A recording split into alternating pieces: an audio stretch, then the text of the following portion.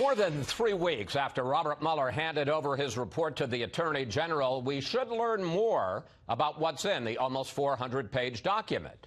But how much of it will we actually see?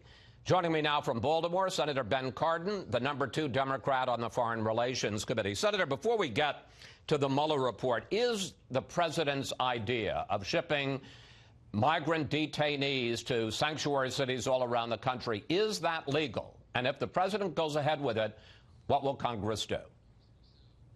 My understanding is it's not legal. There is no budget for that purpose. This is clearly a political move for the president. He's using the immigrants as pawns in his political game of chess. He's not really interested in a solution. He's more interested in preserving a political issue for the 2020 election.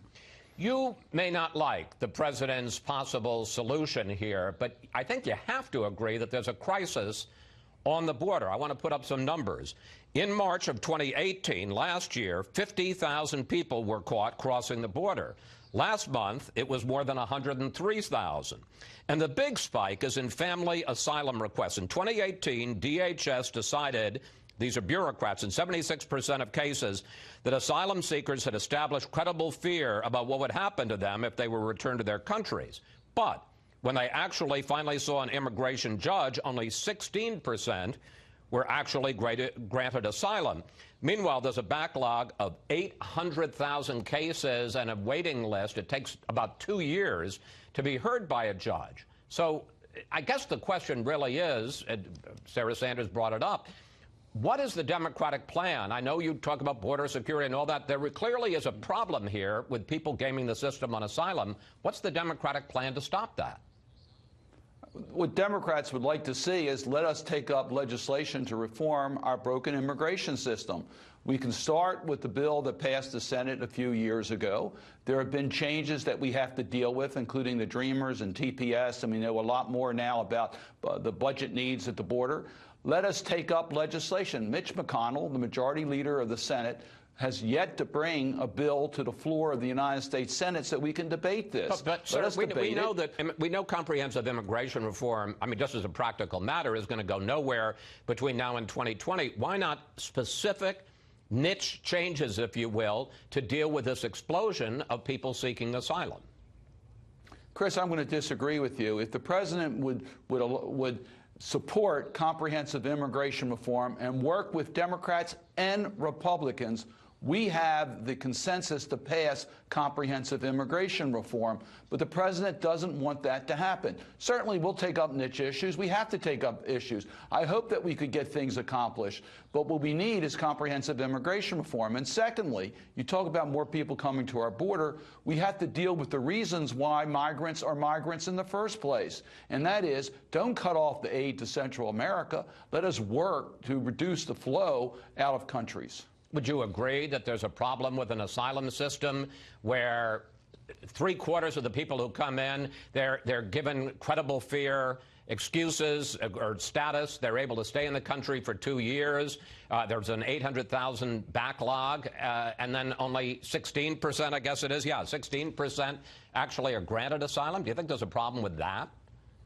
I would acknowledge that we have an immigration problem in this country. Our immigration laws are not what they should be. Asylum is a very important policy for America, and it's a global value that we protect people that are in fear of their lives. So we need we want to lead on asylum, but we need to have an orderly process. And because we don't have an orderly immigration process, we find that the asylum laws are not working the way they should. All right, let's get to the Mueller report. Attorney General Barr testified before Congress this week, and he made quite a stir talking about the investigation of the Trump campaign. Here he is.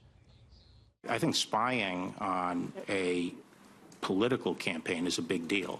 It's a big deal. Yes, I think spying did occur. I am not saying that improper surveillance occurred. I'm saying that I am concerned about it and looking into it. Senator, do you agree that there should be a full investigation of how the FBI and other intelligence agencies acted in looking into the Trump campaign in 2016 and then on into 2017? Chris, what I think the American people want to see first is the release of the Mueller report, so that we can draw our own conclusions and do not have to rely on the conclusions of Attorney General Barr, whether it relates to the president's involvement, what Russia did in our election, or how the FBI handled the investigation. We need to see the full report. Yes, there needs to be redactions as it relates to source information or sensitive information that has nothing to do with the president or these issues, but we need to see the report. You need to see the report, and the American people need to draw their own conclusions. So we're getting dribs and drabs from the Attorney General as to parts of the report. Let us take a look at the full report. Then that's a fair question to ask. Well, okay, but you're going to get the report, apparently, unless the Attorney General is delayed, by Tuesday, so in the next 48 hours. And, you know, a lot of people say there are legitimate questions here about how the whole investigation started into President Trump. Was there bias on the part of FBI agents, the FISA warrants, all kinds of stuff? Isn't that a legitimate issue to be brought up as well? You say we're going to get the report in 48 hours. I'll wait to see if we get the full report in 48 hours. I hope that we do.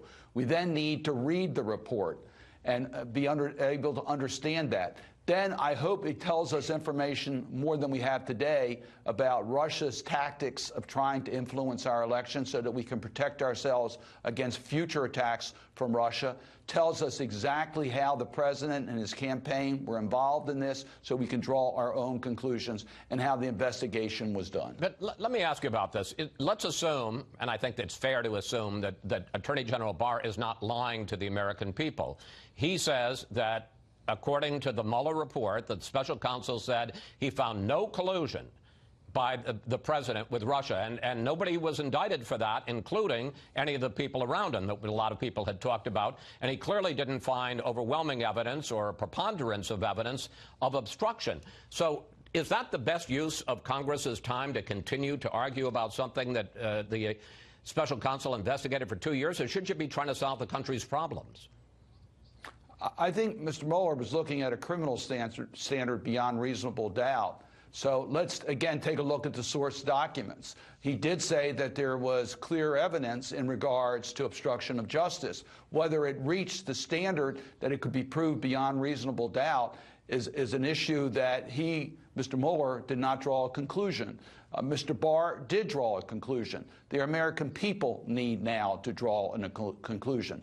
Remember, the principal reason for this investigation is that Russia attacked our democratic system in the 2016 elections. We need to take steps to prevent this country from being attacked again and compromised by Russia. This report is going to be very valuable so that we can take the appropriate steps. Congress passed legislation to deal with this, bipartisan legislation. I was involved in crafting that legislation. I would hope that this report will give us an additional blueprint on what we need to do to shore up our protections in America, but also understand how the Trump campaign and Mr. Trump interacted with the Russians. Senator Cardin, thank you. Thanks for sharing your weekend with us. Please come back, sir.